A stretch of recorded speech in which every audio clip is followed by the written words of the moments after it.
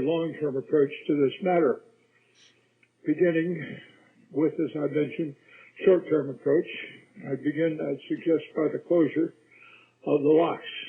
but going beyond that, seeing to it that the repair of the electric weirs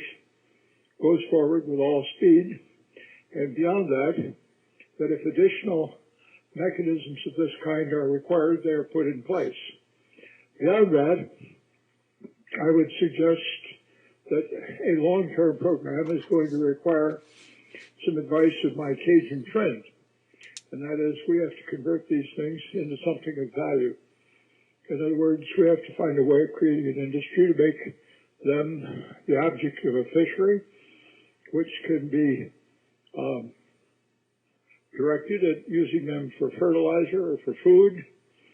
for animals or people, or putting them to some other kind of constructive use, like making fertilizer out of them or something of that kind, or animal food. Having said these things, I hope that we will proceed with all vigor and speed. As a member of Congress, I look forward to finding what the recommendations this panel might be, and I look forward particularly to seeing to it what regulatory action you suggest so that we can see to it that those recommendations are implemented with proper levels of enthusiasm by the administration.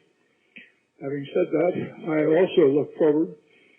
to seeing what recommendations are made by the panel and by others of concern to see to it that we take the necessary steps that we have to in the field of legislation, in what funding and appropriations or what other steps must be taken that are necessary to assure that we can protect the Great Lakes from a particularly obnoxious species which might enter and which might be impossible to eradicate with all the unfortunate costs that attend that, with a risk to fish, wildlife, the environment, and to about a $6 to $7 billion fishery, which is of enormous value to the entire Midwest and to not only Americans but to our Canadian neighbors. Having said these things, I thank you. I will have some additional suggestions for the record,